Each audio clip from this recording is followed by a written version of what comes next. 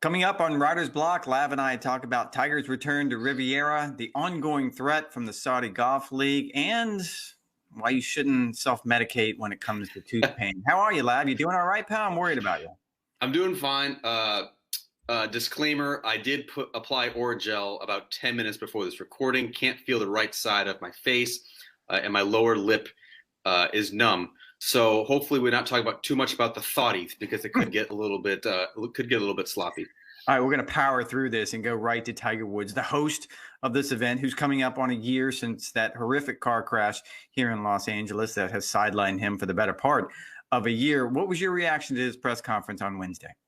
Look, I don't think any of us expected that Tiger was going to come in there and say, yep, all systems go for Augusta in 7 weeks' time. I'm making significant progress. And quite frankly, it was just the opposite from Tiger. He has been tempering expectations about this comeback ever since we saw him at the Hero World Challenge. I didn't think anything we heard today was different from that. He said, in fact, he's made very little progress. Long game, I believe he said, basically not doing anything different than he was at the PNC Championship. His short game is sharp. His putting is sharp. He's doing a lot of short iron play. But the big takeaway for me, Rex, was that he is, quote, he has a long ways to go. The Masters is in 7 weeks' time. And quite frankly, that seems less pessimistic by the moment. Yeah, the message that I took away is literally Tiger has to walk before he runs on this front. And he talked endlessly about the idea that, look, I can't walk 72 holes right now. Forget about trying to compete on the PGA Tour, trying to do the things that it takes to be what he was before. He just can't even walk 72 holes right now. And so I think we need to be all realistic, and that's the message I took away as well. I loved the idea when he seemed to have an Allen Iverson moment when he was asked about, well, could you play the par 3 contest in April? I can do it right now.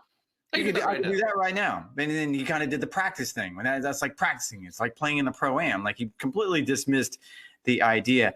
I don't know if I'm going to completely write him off playing this year on the PGA Tour, but it certainly is looking less and less likely because of all the things he pointed out. And then, to his credit, he actually touched on the thing that none of us really want to talk about when we're around Tiger Woods, which is, even if he gets by this, when he gets by this, he still has to deal with all of those back issues and those neck issues that had kept him off the golf course before this accident. And it's only going to continue to compound. So I think he's moving in the right direction. I asked him specifically from a golf perspective, are you able to see any progress since the PNC? And there was some progress, I think he said, but not enough for us to see him anytime in the future. All right, the other big story on Wednesday at Riviera, and it's going to be an ongoing story on the PGA Tour, it seems like, is the Super Golf League and how this seems to be dividing the PGA Tour right down the middle.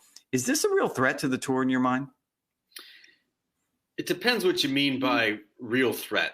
It seems clearer than ever that the Saudis are going to get the players to make this thing actually go. Are they going?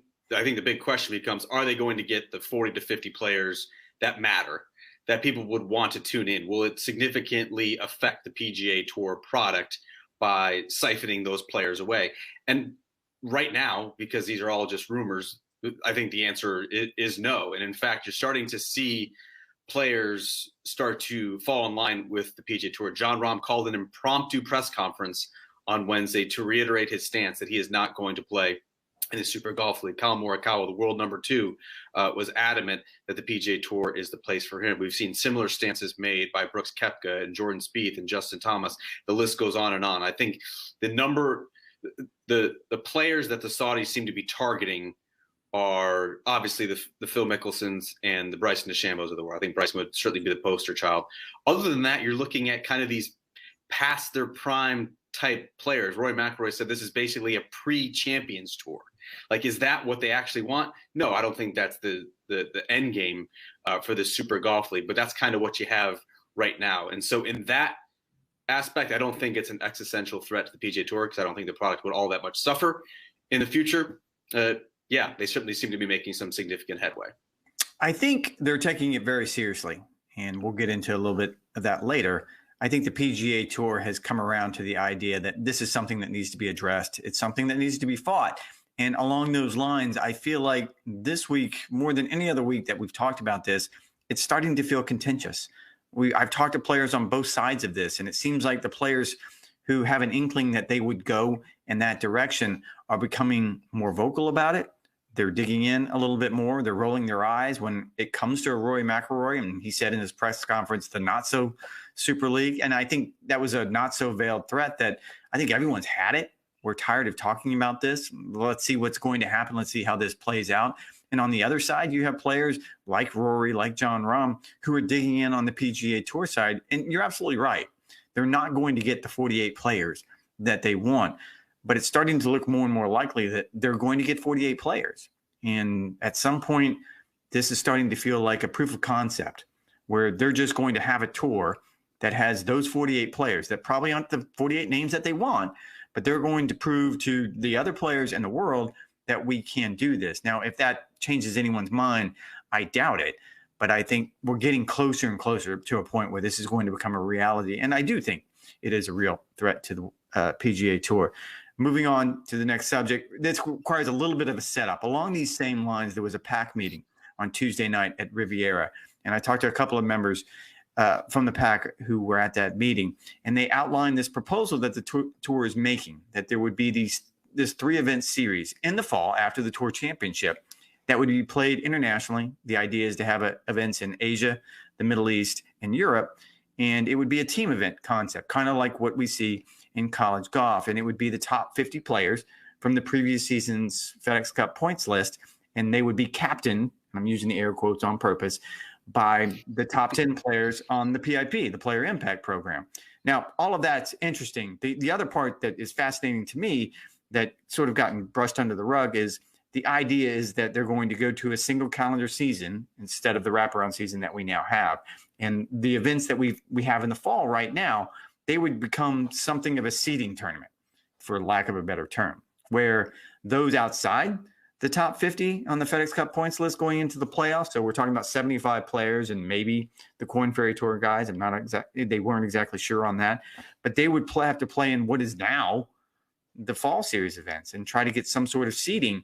And the idea that we're going to let the top players in the world, those top 50, compete, make money, and not worry about where they fall on the FedEx Cup points list. This is completely catering to the top players. It's a complete response to the Super League, what we talked about.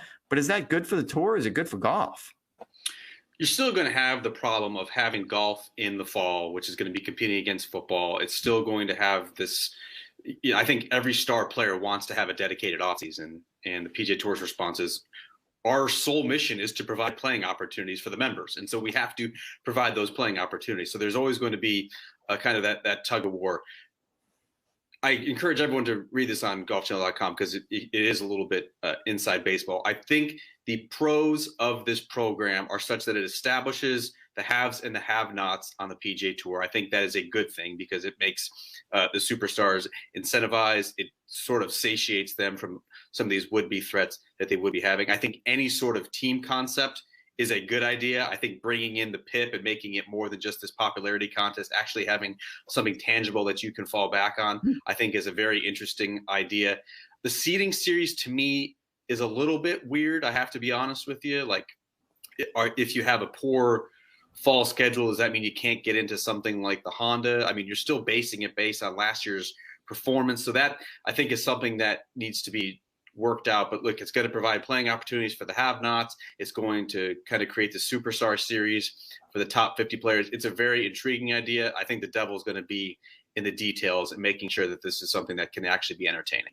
And to go even more inside baseball, and no one wants to do that, but keep in mind that the PAC just advises the policy board. And what they do in these meetings is they kind of throw ideas up on the board and they see what's going to stick. And I think you're right. The part of this that kind of opened eyes is the idea that I could finish 51st on the FedEx Cup points list and somehow have a bad fall and then fall all the way to the bottom of that list. I mean, 51st, Rex, that's having a really good year on the FedEx Cup. Making it through the first two playoff events. You're absolutely right. You've had a solid year if you finish 51st on the PGA Tour FedEx Cup. There has to be some sort of cap of how far you can fall because, quite frankly, that's just not fair. No, and you're absolutely right. But what this addresses is, one, it creates guaranteed money for the stars, which is what we're talking about here. This is a bidding war at this point between the PGA Tour and the Super Golf League. No one wants to call it that, but that's what it is.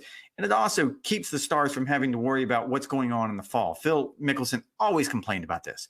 The idea that I don't want to play in the fall, but if I don't play in the fall, I'm going to drop so far behind everyone else in the FedEx Cup race that by the time I do start playing on the West Coast, I'm too far behind. Like I'm just kind of swimming upstream at that point. Which is a very fair criticism, I would point out. Absolutely. And look, the argument for the fall series events is the PGA Tour is a business, and you would never advise a business to turn away customers. No, we don't want your business. We don't want your money. Keep walking away.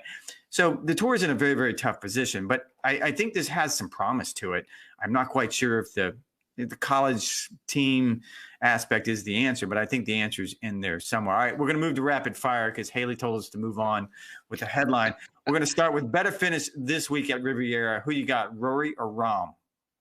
Rory's played really well at this golf course over the past couple of years, but Jon Rahm. I mean, the dude had a bad week at the Phoenix Open and still finished T10. I'm taking Jon Rahm just because the percentages are better in his favor. I think he hit the ball better than anyone in the field last week in Scottsdale. And on Friday, I was standing next to score, and he walked by me, and I didn't realize what he had shot in the second round. And he punched the garbage can and put a hole in it. And I kind of turned around like, what in the world's happening? And someone pointed out that he's played the par fives in even par. Yes, he's aggravated. I thought Jon Rahm had this newfound perspective after having a child that he wasn't going to have any more temper tantrums. There was some anger there, but I would call it well-placed anger, because if you play the par fives at TPC Scottsdale on even par and you're a player of his caliber, doing something wrong, that deserves the garbage can deserve to get hit in that particular situation. I'm just going to leave it at that. So I'm going to take Rahm in that situation. I feel like he's playing so well. Rory's a bit of an unknown. They're coming off the heartbreak in the Middle East, but I'm going to go with Rahm. Moving on to the next one. Will Patrick Cantlay's top 10 streak continue?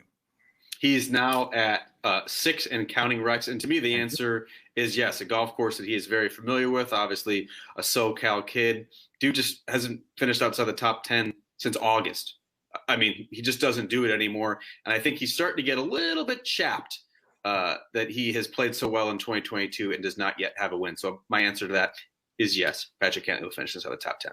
Spoiler alert, I'm going to answer the second question and the third question in this one. Patrick Cantlay is going to continue his top 10 streak, and I think Patrick Cantlay is going to win this week. Again, he's only been a decent putting week, not a great putting week, not even a good putting week away from winning so far this year on the PGA Tour. I think it's very, very easy.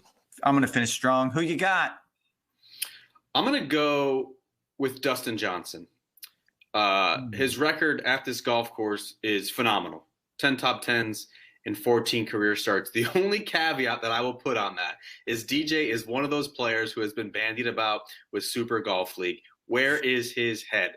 I do not know if DJ is locked in, and I hope that he is, because I'm picking him to win. This is a golf course that is tailor-made for his particular skill set. I think DJ gets it right, and who knows? Could be one of his last victories on the PGA Tour. Could be. I'm going to go with Cantlay. It's a very, very easy conversation. He's Ryan. I'm Rex. We will come at you live from this exact same setting. I'm in 535. He's in 531 at the Courtyard Marina Del Rey. We'll see you Sunday. Thanks for watching.